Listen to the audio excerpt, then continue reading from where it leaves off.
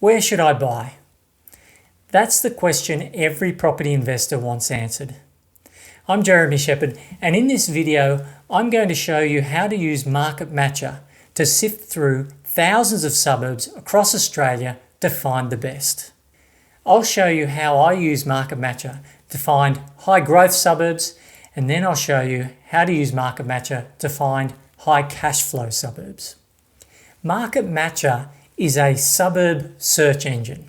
It helps you find suburbs that suit your criteria, your budget, and your cash flow requirements. You can filter through thousands of suburbs in literally seconds, looking for those that have low vacancy rates, high potential for capital growth, or that simply suit your budget.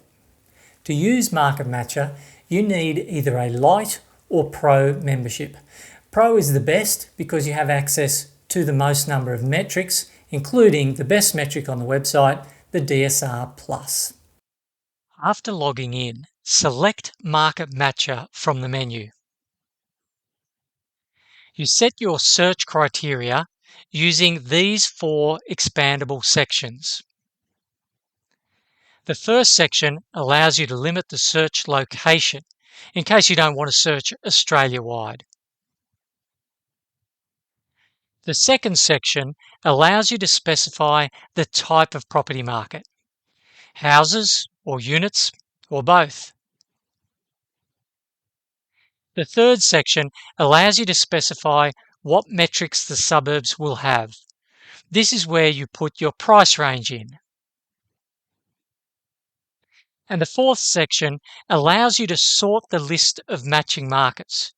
You might want the cheapest ones at the top, or the ones with the best capital growth potential to appear first, or some other criteria, and there's loads to choose from.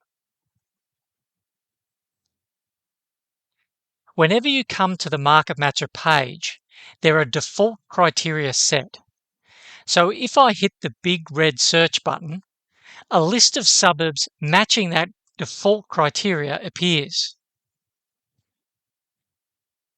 Now, it's unlikely that these are the suburbs you're looking for, so you'll have to change the criteria. The idea is to refine your criteria to narrow the search so that you don't have hundreds of matches. But be careful not to refine your criteria too strictly, or you may end up with none. Let's start by restricting the location. This is in the first section. There are 2 ways to search by location, either by state or by map. We'll start with the state. Remove ticks from any states you don't want the database to search in. Only states with a tick will be searched. By default, the system will only search in the state capitals. The criteria, as I have it specified now, would only search for suburbs within Brisbane, Adelaide and Perth. So places like the Gold Coast and Cairns, for example, would not be searched. To search all over Queensland, South Australia and Western Australia, untick the Refine checkbox. Or you can move the radio button away from capital cities only. This will have the same effect. And if you want, you can even restrict the search to a certain local government area. If you don't specify any, then the whole state is searched. But I could restrict the search to a number of LGAs. You start typing the name of the LGA here. You can choose as many LGAs as you like, but the list of LGAs will be limited to only those within the states you've ticked above. Okay, let's see what that brings up now. Not many matches. There are some suburbs in Bundaberg and some in Rockingham, but none in Adelaide Hills that match our criteria.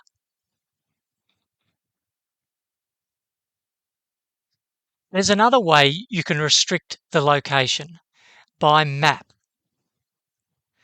Click on this radio button and then click on the map of Australia. You can drag this circle to the precise area of your interest. You can also pan the map to move the marker to the center, and you can zoom in to pinpoint a specific area. You can drag the edge of the circle at either compass point to decrease or increase the search radius. I'm going to select Adelaide and some of the nearby regional towns. When ready, I click on the Select button. Note that if you decide to use the map, the other settings we had earlier are removed. Let's see the matches this search radius gives us. Notice how the only matches are now in Adelaide and its surrounds. Also, note that some of these markets are house markets and some are unit markets.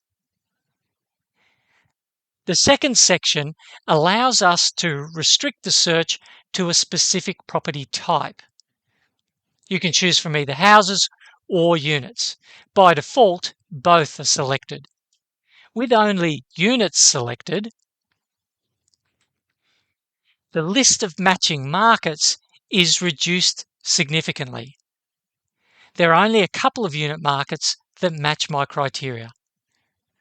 Let's switch to houses and try that again. Notice how all the markets we matched are now house markets. If you ever get your search criteria messed up and want to reset back to the default criteria, simply leave the market matcher and return.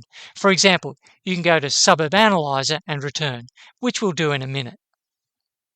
The statistics section allows you to restrict matching suburbs to those with the statistics you specify.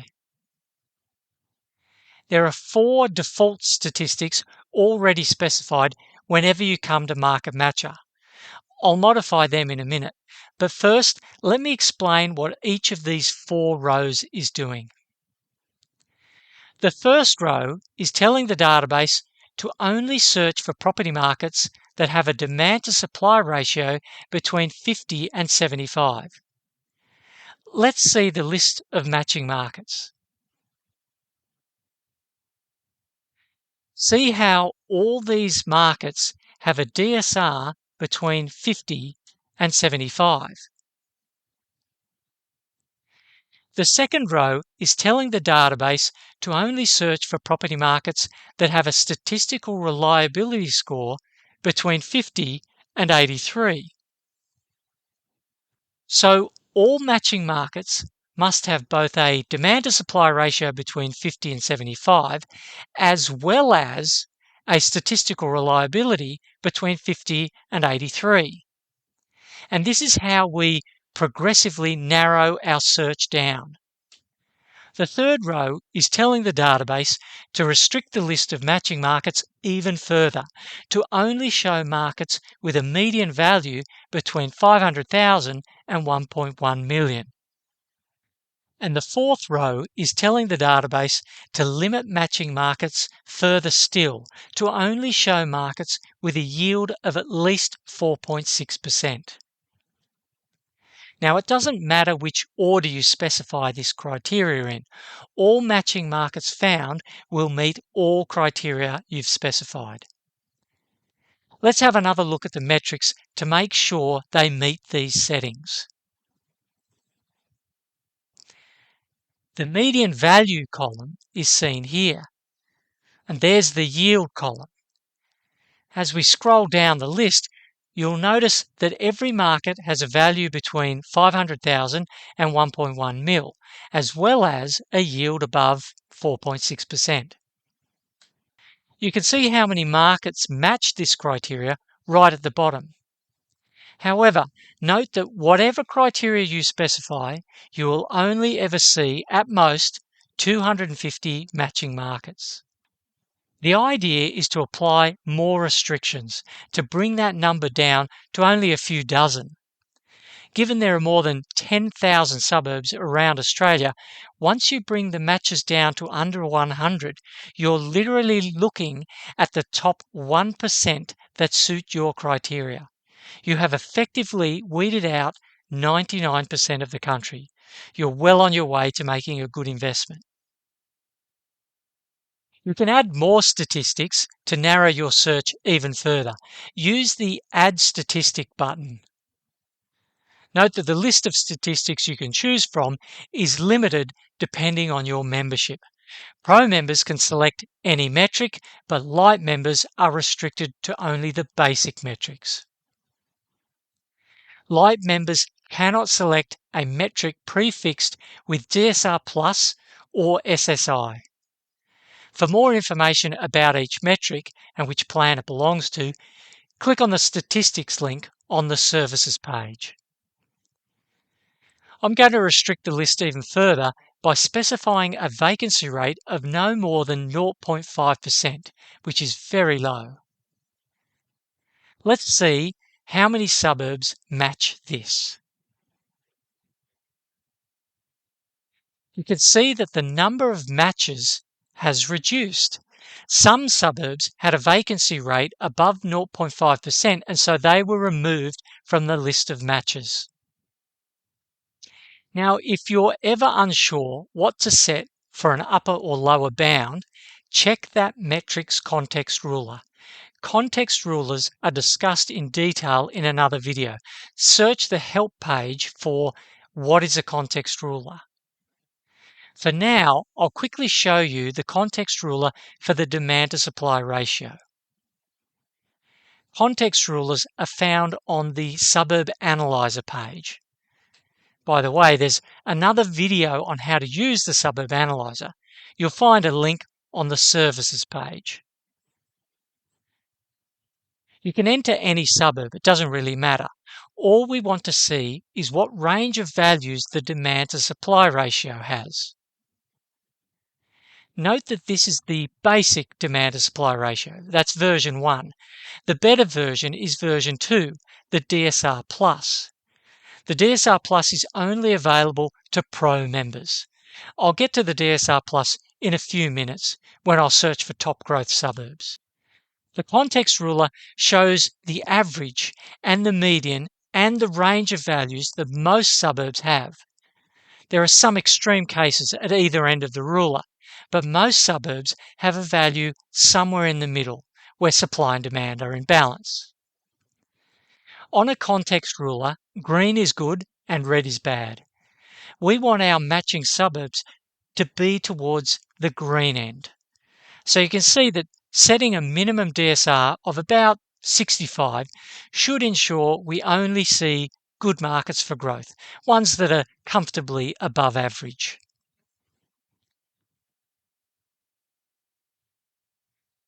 Remember that whenever you return to the market matcher, the default criteria are restored. The default criteria for market matcher sets a basic DSR minimum of 50. We will probably see a lot of rather ordinary markets matching that criteria, so we can easily afford to raise that figure higher. Remember to use the context ruler for any metric to get a rough idea of what a good value is. Green is good, red is bad. I can remove a criterion by clicking on the cross to its right in the delete column. You need to confirm the deletion. I can also change any criterion by clicking on the pencil icon. The Add Statistic pop-up reappears with the current upper and lower bounds. I can change them and save the new criterion. Let's see the matching markets now we have reduced the upper bound. Notice how none of these suburbs have a typical value over 600,000. You'll notice a column labelled Required. There's a tick in each checkbox by default. This means that if a suburb doesn't have a value for the metric, the suburb will not appear in the list of matching markets. The required column means must have a value. In fact, if we open the Add Statistic pop-up again, you can see the setting of the required checkbox at the bottom. It's labelled Must Have a Value. Not every suburb has a value for every metric. For example, some suburbs may not have an auction during the month, so there will be no figure for the auction clearance rate. Sometimes a median can't be calculated either. If you only want to match with suburbs that have a value for every metric that you specify, then ensure the required checkbox is ticked. If you don't care whether the suburb has a value or not for a certain statistic, then you can untick the required column to allow suburbs with no value for that metric to match. For example, for the gross rental yield criterion, we may prefer to see suburbs with a yield of 4.6%. But if they have no yield mentioned, then we might still want to consider them. Yield might not be calculable for some suburbs. If, for example, there are too few rental properties to get a gauge of how much rent is typically charged. If we untick the required checkbox for yield, suburbs with no yield can now match. When in doubt, leave the required checkbox ticked. The last section is used to choose what you want to see in the list of matching markets and how to sort them. The Show column is where you specify what data to show in the list of matching markets. Obviously, you want to know where these matching markets are and whether they are house or unit markets. So by default, the first 4 rows have a tick in the Show column. If you specify to only match house markets,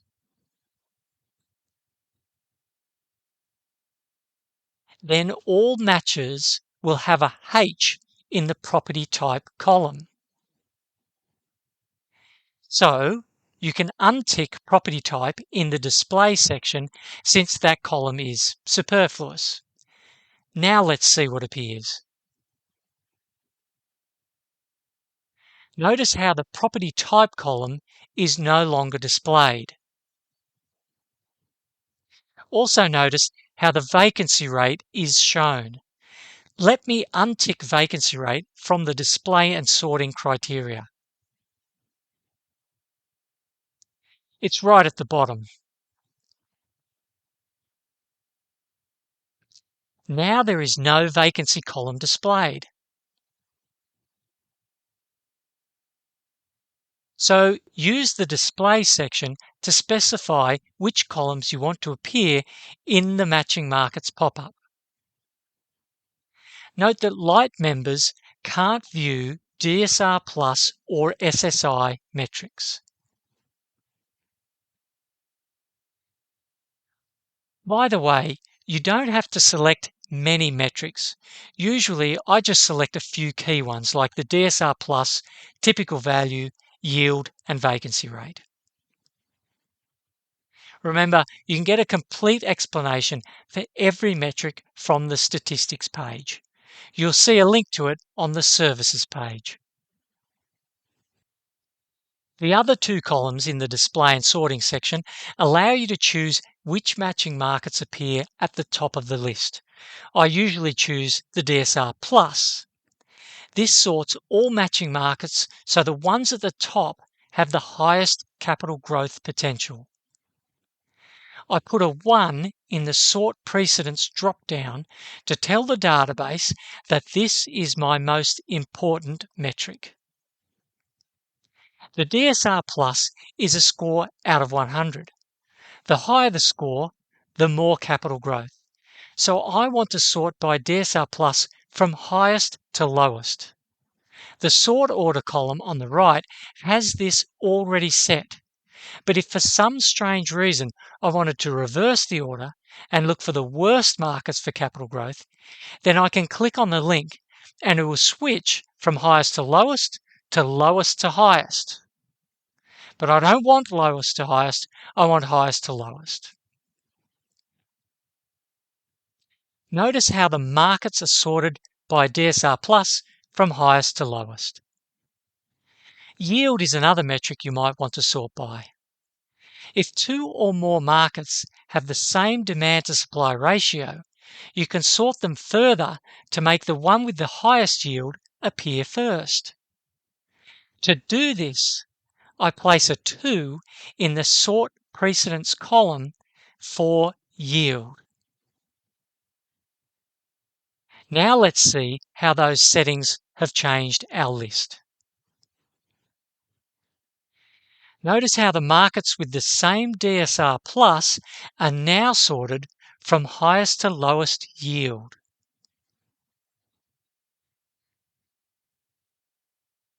Okay, now you know the features of Market Matcher, I'll show you how I would use it to find high growth suburbs. Firstly, I would search countrywide as a general rule, so I'd clear any restricting location criteria. I ensure this checkbox is unticked since it limits matches to only suburbs within state capitals. I'm happy to invest pretty much anywhere if the numbers stack up. I untick units because I'm only interested in housing markets. Historically, they have outperformed units, especially over the long term. This is probably due to higher land to asset ratio. As for criteria, I remove the basic DSR and the basic statistical reliability criteria. Being a Pro member, I have access to the plus statistics.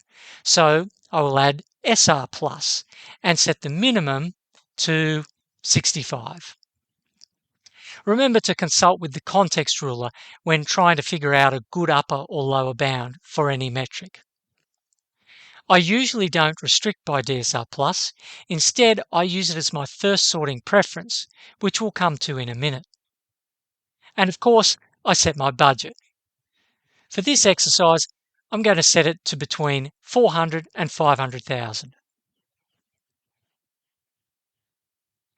I set the yield to the minimum that I need to keep lenders happy. I'm going to set it to 4.5%. Now, onto the display and sorting criteria. I replace the basic DSR with the DSR plus, and I make the DSR plus my number one sort priority. This means the suburbs with the best potential for capital growth will appear at the top of the list.